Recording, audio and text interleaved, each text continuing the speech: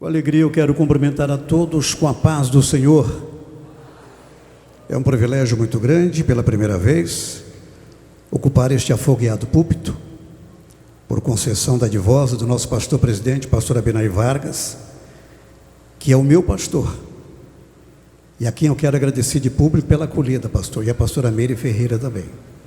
Aos pastores da nossa diretoria, aos líderes de departamentos, a todos que nos receberam aqui de braços abertos. A marca registrada dessa igreja é o amor. Bendito seja Deus. Estou muito grato a Deus por tudo. E eu quero que você abra comigo a sua Bíblia em Deuteronômio 22, versículo 8. Tenho aqui muitos amigos que ministram, como o pastor Danilo, pastor Aristides Rocha, pastor Carlos de Jesus, que é referência nacional, pastor Arnold, e outros tantos aqui maravilhosos, e cantores. E é uma alegria muito grande agora estar convosco aqui. Eu quero ler nessa versão de vocês, na corrigida, pode ser? Quando edificares uma casa nova, farás no telhado um parapeito, para que não ponhas culpa de sangue na tua casa, se alguém de alguma maneira cair dela. Deus vos abençoe. Assentai-vos.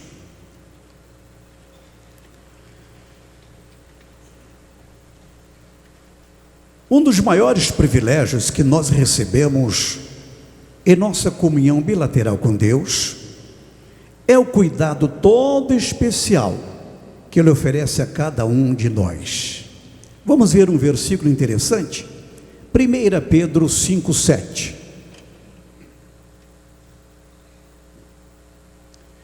Lançando sobre Ele toda a vossa ansiedade, porque Ele tem cuidado de vós. Pode deixá-lo para mim? Por favor, pode deixá-lo. Escute, lançando, esta palavra no grego é interessante, quer dizer, arremessando com força, toda ela a vossa ansiedade, do grego merimena, quer dizer, preocupação, aquilo que lhe abate, que lhe inquieta, que lhe apoquina, porque Ele tem cuidado de vós. Cuidado no grego melo, quer dizer, Ele está atento. Ouça, nós temos no mundo cerca de 8,2 bilhões de habitantes. Nós temos no mundo 7.360 línguas e idiomas. Ouça, cada um tem um DNA próprio, e Deus sabe tudo a teu respeito, e Ele tem cuidado de ti, Ele tem cuidado de mim, Ele tem cuidado de nós. O texto que foi lido na abertura, aparentemente pode ser um tanto impenetrável, mas ele está revelando o cuidado especial de Deus para com os hebreus no aspecto físico. Todos nós somos cônscios de que os hebreus peregrinaram pelo deserto durante 40 longos anos, e eles estavam peregrinando em direção à terra da promessa. O curioso é que se eles fossem pela estrada dos filisteus, o percurso seria de 320 quilômetros, eles fariam com menos de um mês, mas Deus sabia que eles poderiam ser eliminados pelos povos beligerantes que ali estavam à espreita, na expectativa de ter os hebreus em suas mãos. Então Deus os fez seguir pelo caminho do deserto, margeando ali o mar Mediterrâneo, passando pela península sinaítica. Foram 40 longos anos, e durante esse período os hebreus habitaram em tendas, habitações provisórias. Estas tendas eram feitas de pele de cabra, ou ainda de linho, e na sequência de lã. Tinham estacas ou pregos que as firmavam embaixo. E as tendas, embora modestas, davam conforto às famílias dos hebreus. Eles estavam prestes a findarem sua trajetória pelo deserto, e quando se aproximavam da terra da promessa, Deus então lhes fez não uma sugestão, mas uma determinação. Ao entrarem na terra que eu prometi a vossos pais, construam casas novas, de alvenaria, de tijolos e argamassa, e construam no telhado um parapeito, para que ninguém venha cair dali e não sejas tu o culpado do sangue da pessoa inocente. Os hebreus de fato entraram na terra da promessa, e de acordo com a distribuição da terra, de acordo com as tribos, simplesmente aquela terra transformou-se num verdadeiro canteiro de obras. Eles aboliram as tendas, habitações provisórias, e passaram a se utilizar de casas de alvenaria em caráter definitivo. O curioso é que eles passaram a usar o telhado de cada casa. O telhado, na verdade, era uma laje de barro compacto, com paus e folhas entrelaçados. Aquelas lajes eram tão resistentes, tais quais as lajes que nós usamos hoje. E Deus vê o futuro. Deus sabe o que vai acontecer comigo daqui a 5 minutos, um dia, daqui a um mês. Sabendo Deus que aquele espaço superior seria utilizado com grande movimentação pelos hebreus, ele então disse-lhes: construam no beirado do telhado um parapeito, para que ninguém venha cair dali. Quando a casa era construída, eles então faziam o arremate, fazendo o parapeito, do hebraico maqui, uma mureta construída à altura do peito. E a escada era a última, era feita pelo lado externo. Eles usavam aquele espaço superior para 4 finalidades. A primeira, para secar os produtos da colheita. A segunda, para o lazer da família. A terceira, para hospedar os viajantes. E a última, para a prática da oração. Deus, antevendo o fluxo de pessoas subindo e descendo, mostrando o seu cuidado no aspecto físico, disse-lhes: construam uma mureta à altura do peito, para que ninguém venha cair dali. Mas hoje Deus não está falando com os hebreus. Hoje Deus está falando comigo, contigo, conosco. E Ele quer revelar-nos o seu cuidado no aspecto espiritual. Ouça bem, tal qual a historicidade dos hebreus, que habitaram por longos 40 anos no deserto, antes de se ingressarem na terra da promessa, habitando eles em habitações frágeis, provisórias como tendas, assim era eu, assim era você, assim éramos nós. A nossa estrutura era fragilizada no passado, a nossa estrutura estava dominada pelo falso valente, que tinha o controle das nossas ações. Mas eis que um dia, quando nós passamos por debaixo do chuveiro do Calvário, o Senhor Jesus operou um milagre verdadeiro na minha, na tua, nas nossas vidas. Ele riscou a cédula e escreveu Tetelestai, e nós fomos transformados em uma nova realidade. Bendito seja o nome do Senhor. Vamos ler 1 Pedro 2, versículos 4 e 5.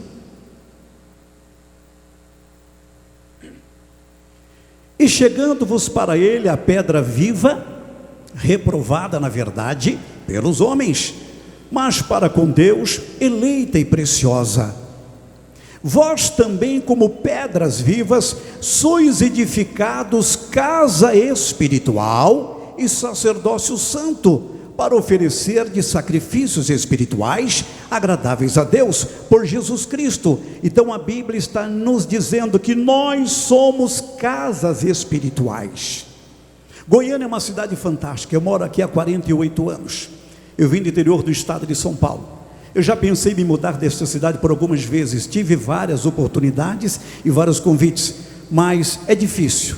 Além da pamonha, além do piqui, Goiânia é belíssima. Goiânia é acolhedora, é uma cidade diferenciada.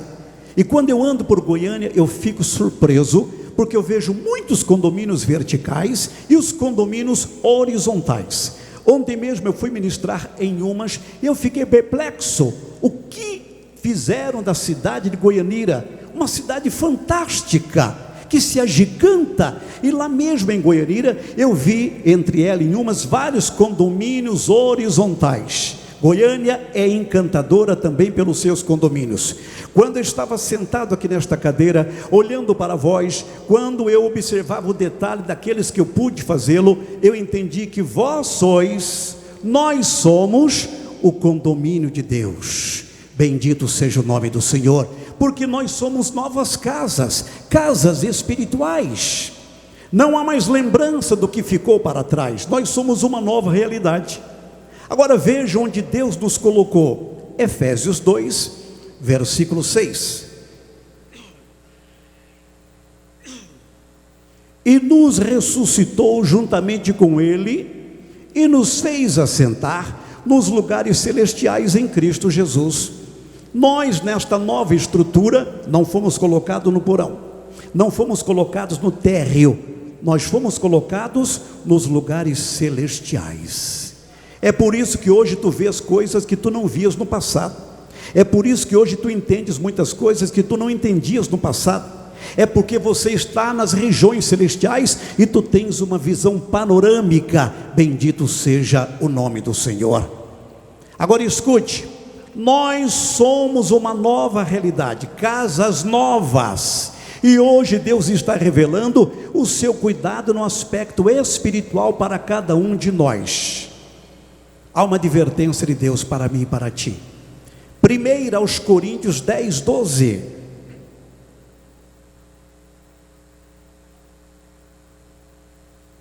Aquele, pois, que cuide estar em pé, olhe que não caia.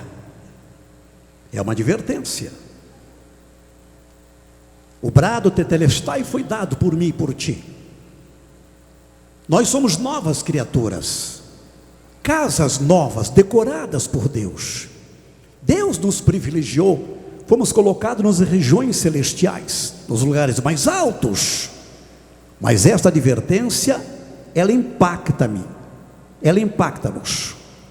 Aquele, pois, que cuida estar em pé, olhe que não caia.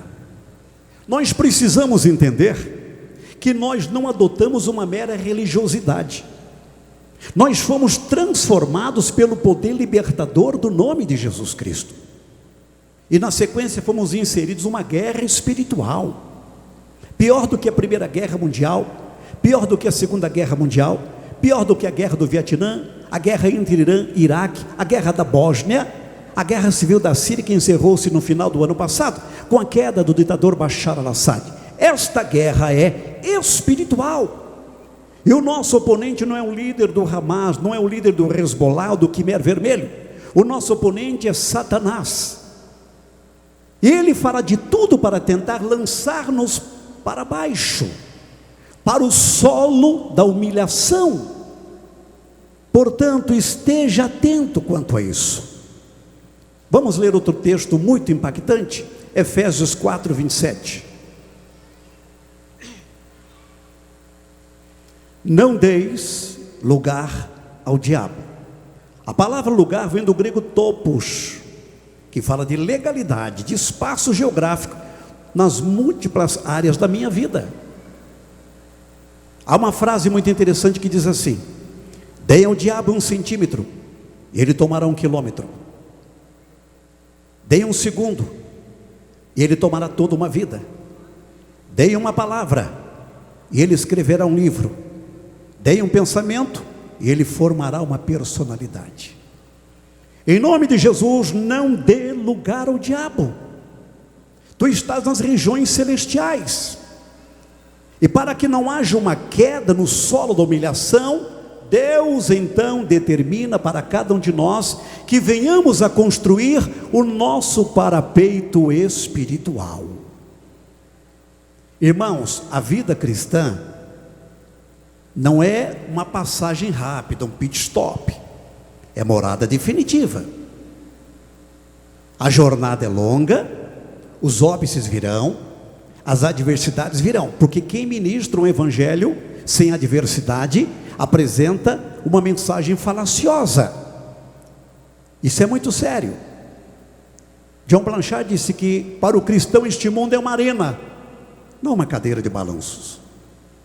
Então nós estamos em confronto contra o poderio das trevas, estamos nos lugares celestiais, mas precisamos construir a nossa mureta protetora para que tenhamos sobrevida espiritual. Quem entendeu, diga amém. Vamos começar a construção do nosso parapeito. Primeiro ingrediente: leitura e prática da Bíblia Sagrada. Salmo 119, versículo 11. Escondi a tua palavra no meu coração, para eu não pecar contra ti. Escute, Billy Graham disse assim: sem a Bíblia, este mundo seria de fato um lugar triste e assustador, destituído de qualquer farol indicativo. A Bíblia é o nosso manual, é o nosso GPS espiritual. A Bíblia, ela norteia, ela dirige, ela mapeia onde devemos trilhar. A Bíblia não é parte da palavra, ela é a revelação absoluta de Deus para cada um de nós. A Bíblia é Deus falando conosco. Bendito seja o nome do Senhor. Precisamos estar conectados com a palavra. Charles Spurgeon disse: visite muitos bons livros, mas viva na Bíblia. Eu tenho andado pelo Brasil e tenho conhecido pessoas fantásticas que de fato se dedicam à leitura e prática da palavra de Deus. Eu conheci um homem em Goiânia, de quem eu fui amigo pessoal, pastor Eupídio Barbosa. Ele era um homem diferenciado. Ele leu a Bíblia 232 vezes. Na semana retrasada, eu estava em Rondônia, e eu revi uma senhora chamada Raquel, carinhosamente apelidada de Quietinha, e ela já leu a Bíblia 170 vezes. Eu conheci um pastor em Santana, no Amapá, pastor Sozinha, que já dorme no Senhor, que leu a Bíblia 783 vezes. Nós precisamos nos conectar com a palavra, ter prazer em lê-la diariamente e seguir os preceitos de Deus. Agora vamos ver um quadro assustador, 2 Crônicas 34, 14.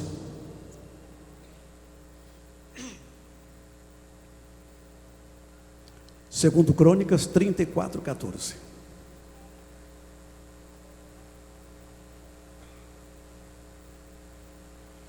E tirando eles o dinheiro que se tinha trazido à casa do Senhor, Ilquias, o sacerdote, achou o livro da lei do Senhor, dada pelas mãos de Moisés. Pasmem, o livro da lei estava perdido no tempo do rei Josias. Era uma cópia do Pentateuco. Os historiadores acreditam que este livro esteve perdido por longos 75 anos. Uma nação sem a palavra, uma nação sem a revelação de Deus, uma nação sem o norte, uma nação desorientada. O sacerdote Ilquias, quando foi contar o dinheiro na tesouraria, dinheiro este que veio para restaurar a casa do Senhor, reencontrou este livro, e a sua leitura promoveu um avivamento em toda a nação de Israel. Irmãos, eu não posso criticar. Vinícius de Moraes, que críticos são sujeitos que têm mau hálito no pensamento, mas eu posso expor. Isso serve como advertência. Muitas igrejas estão perdendo o encanto pela palavra, e a perda deste encanto tem promovido em muitos lugares uma fé sincretista, ancorada em crendices. É comum hoje ouvirmos falar da unção do riso, a unção dos 4 seres, a unção do tapa, a unção da galinha, a unção da águia, a unção do leão e outras unções mais que estão simplesmente ministrando por aí. Temos também os amuletos comuns, como martelinho, chaveirinho, travesseirinho, meio ungida, lenço ungido. Tudo isso ocorre porque é um desencanto, um distanciamento da palavra. Isso é trágico, é o anúncio de um naufrágio. O comandante do Titanic, antes da tragédia, recebeu 6 advertências do perigo que se avistava, e Deus está falando com a sua igreja na terra. Nós estamos vivenciando os últimos minutos da igreja de Cristo neste mundo. Nós estamos no entardecer da graça do Senhor. os sinais proféticos e escatológicos se cumpriram, ipsis literis, não dá para brincar, não podemos titubear, não podemos manquitolar, é tempo de firmeza, é tempo de empenho, é tempo da leitura, é tempo da palavra ser priorizada. Bendito seja Deus. Vamos ver outro texto interessante, 2 Samuel 23, versículos 9 e 10. E depois dele, Eleazar, filho de Dodô, filho de Aui, entre os 3 valentes que estavam com Davi, quando provocaram os filisteus que ali se ajuntaram à peleja, e quando de Israel os homens subiram, este se levantou e feriu os filisteus, até lhe cansar a mão, e ficar a mão pegada à espada. E naquele dia o Senhor operou um grande livramento, e o povo voltou atrás dele somente a tomar o despojo. Um dos 3 valentes do rei Davi, Eleazar, filho de Dodô, ele combateu contra os filisteus. A batalha prorrogou-se, e diz a Bíblia que a sua mão ficou apegada à sua espada. Flávio Joséfo chegou a dizer que era tanto sangue aspergido sobre este guerreiro, que criou-se uma estrutura adicional em torno da mão e da espada, e ele estava associado à sua espada. A espada é símbolo da palavra, é a espada do Espírito. Efésios 6,17. Eu vim para a fama com vontade de melhorar, com vontade de crescer. Eu tenho 64 anos de vida, mas eu entendi que eu preciso melhorar. Eu quero algo novo para a minha vida, e esta igreja tem a marca da palavra, o amor à palavra, a dedicação à palavra. Aqui o pastor Abinair, a pastora Meire, os demais pastores e a igreja de uma forma geral, todos têm a mão agarrada, conectada, colada à espada. Eu levo caravanas para Israel, permitindo Deus, no mês de abril, estaremos levando 45 pessoas. E numa das viagens que eu fiz, eu tive uma experiência fantástica. Chegamos no aeroporto de Guarulhos para fazermos o check-in. Eu recepcionei o grupo, e quando nós estávamos na fila do check-in, eu vi 30 jovens cristãos cantando, celebrando ao Senhor. Quando nós fizemos o check-in, fomos para a sala do embarque, e o líder daquele grupo procurou-me e indagou-me: para onde vocês estão seguindo? Ele disse: estamos indo para Israel. E você? Eu questionei. Ele disse: nós estamos indo para o Iraque. Vocês vão para o Iraque? Sim. Nós somos cristãos, somos médicos, e já é a 6ª vez que nós vamos para o Iraque. Nós pagamos as nossas despesas e vamos lá evangelizar. Aí eu indaguei: mas como vocês vão ministrar? Lá é proibido a entrega de um panfleto, de uma Bíblia em árabe. Como vocês vão proceder? Ele disse: através da filantropia, do altruísmo, do social. Todos nós somos médicos, e nós vamos nas regiões mais remotas. Pastor, disse-me ele, a primeira vez que eu fui para o Iraque, eu estava numa aldeia bem distante de Bagdá, uma região desértica. Durante o dia um calor insuportável de quase 50 graus, à noite um frio de 2, 3 graus. E eu estava atendendo no último dia, e acredite, pastor, eu atendi naquela semana aproximadamente 360 pessoas. Eu estava exausto, mas eu tinha no último dia um último cidadão para atender. Eu tinha um intérprete, estávamos numa tenda improvisada. Quando aquele cidadão entrou, eu vi a sua pele enrugada, suas mãos calejadas, a barba densa, sinal de maturidade. E ele dispensou o tradutor. Eu disse: como é que eu vou atendê-lo sem tradutor? Quando o tradutor se foi, ele entrou no consultório pequenino improvisado de um médico cristão, e o médico disse a ele que ele deveria se sentar, e ele ficou em pé, e as lágrimas começaram a molhar a sua face. Ele olhava para o médico, e o médico estava perplexo, não sabia o que dizer. Ele colocou a mão na sua roupa interna e tirou uma folha da Bíblia, uma folha, do capítulo 3 do Evangelho de João, a folha amassadinha, escondidinha, guardada lá dentro, com muita precisão, até cirúrgica. Ele abriu a folha e mostrou para o médico, e olhou para cima como que dizendo: eu creio, eu fui alcançado por esta palavra, eu amo esta palavra, bendito seja o nome do Senhor. Nós precisamos ler a palavra, estarmos conectados a ela. Meus amados irmãos, quando eu me converti, era muito comum os confrontos pessoais, envolvendo aqueles que têm uma outra linha religiosa. E o que é interessante é que os obreiros sabiam as respostas na ponta da língua. Nós precisamos cultivar isto. Temos respostas pela palavra. Isso só vem com familiaridade, com conexão diária. Nosso pastor presidente está preocupado. Ele quer motivar-nos para que nós possamos lermos mais a palavra, criarmos afinidade para ganharmos robustez espiritual. A palavra de Deus é a revelação de Deus para toda a humanidade. Escute, este é o primeiro ingrediente para nós construirmos o nosso parapeito, mas temos um segundo: oração. Efésios 6,18. Orando em todo o tempo, com toda oração e súplica no Espírito, e vigiando nisso com toda perseverança e súplica por todos os santos. John Bunyan disse: a oração é um escudo para a alma, um sacrifício a Deus e um açoite para Satanás. Não é clichê, mas a oração é a chave da vitória. A oração muda as coisas.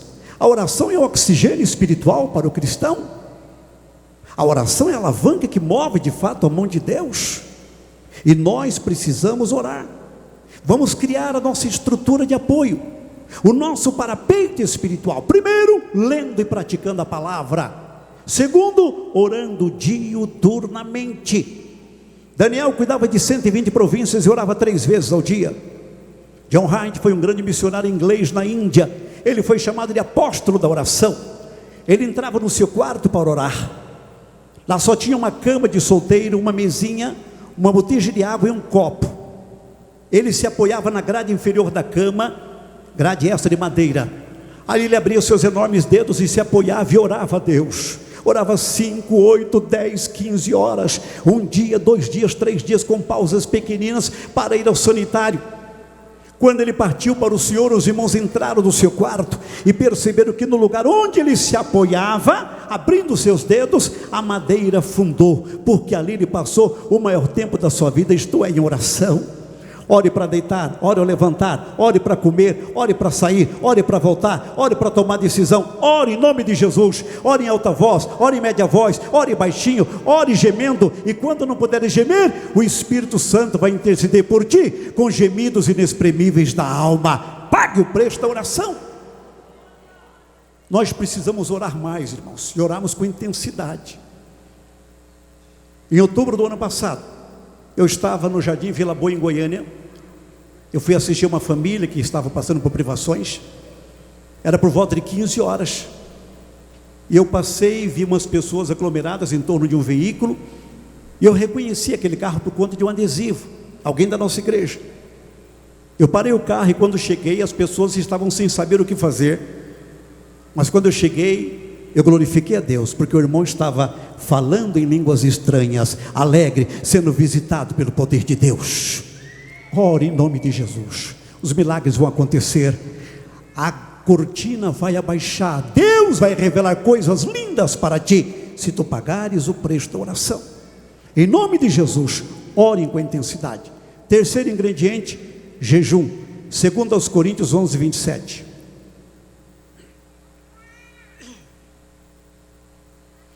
Em trabalhos e fadiga, em vigílias muitas vezes, em fome e sede, em jejum muitas vezes, em frio e nudez. Jejum, do grego nesteia, abstinência de alimentação que se faz por meio da fé.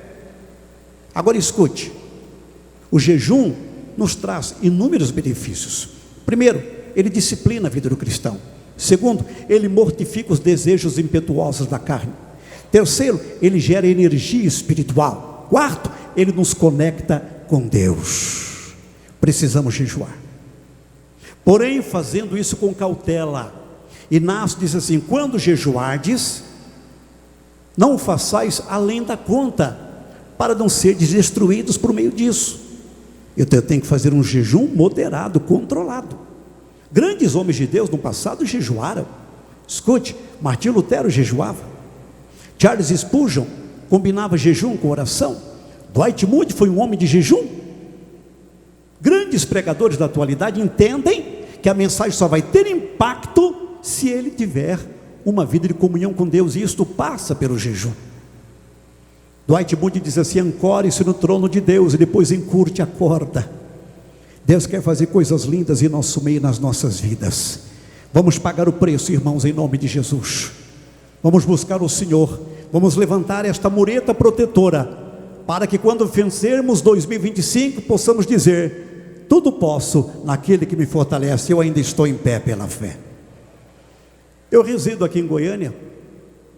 Trabalhei muito para comprar um apartamento, mas com muita dificuldade, vendendo apostilas nas portas das igrejas.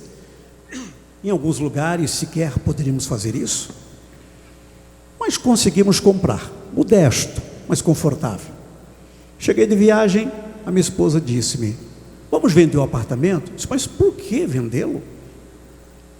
Trabalhamos tanto para comprá-lo. Ela disse: mas precisamos, porque o morador do andar superior não nos deixa dormir. Naquela mesma noite ele fez uma festinha, entre aspas, que avançou até às 6 da manhã. No amanhecer eu fiz um boletim lá na portaria, manifestando a minha indignação com ele, mas de maneira respeitosa. Aqui nessa igreja maravilhosa, onde eu sou membro, há um pastor que eu amo muito, é o pastor Evaldo, esposa da irmã Priscila.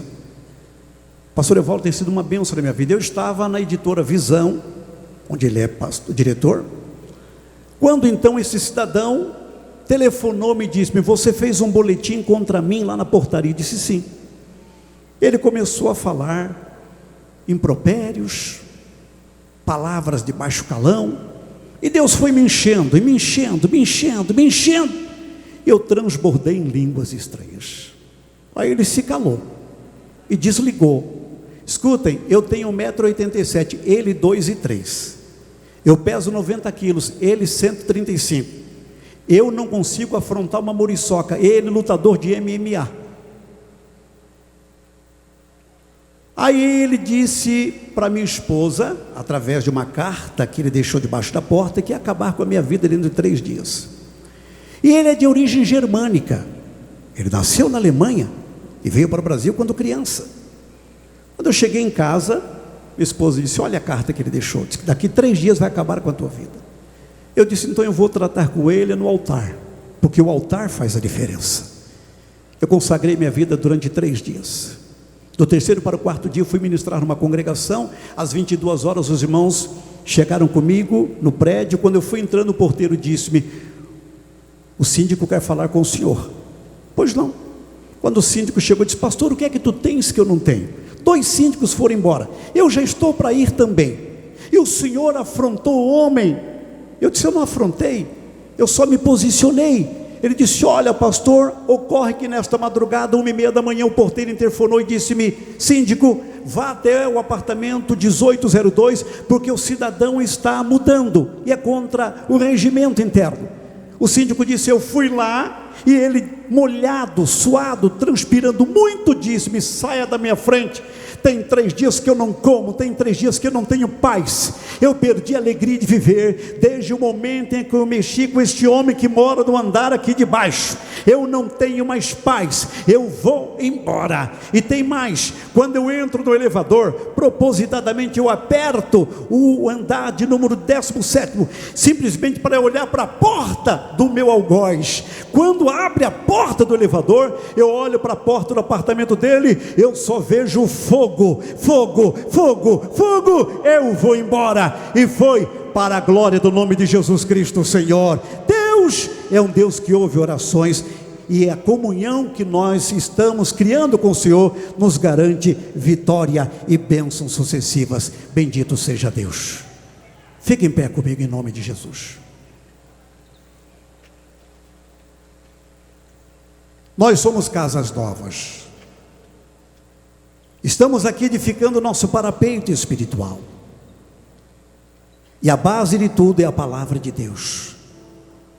Quando os hebreus terminavam suas construções, sabe o que eles faziam?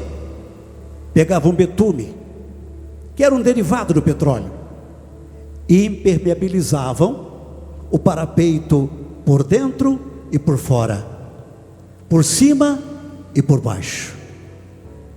Por quê, pastor? Para impedir as infiltrações. O betume simboliza o Espírito de Deus, que é sobre a sua vida. Se você estiver embasado na palavra, impermeabilizado pelo Espírito de Deus, as infiltrações das heresias não vão te visitar. Quem crê nisso, glorifique a Deus comigo nesta noite. Eu quero fazer uma oração contigo nesta hora.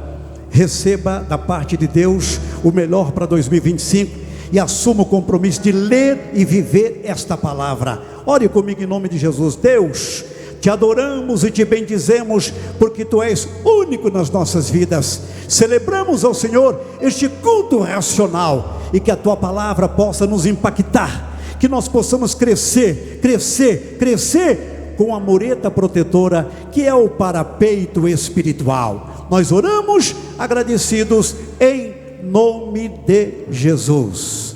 Assenta-te, glorificando a Deus nesta noite.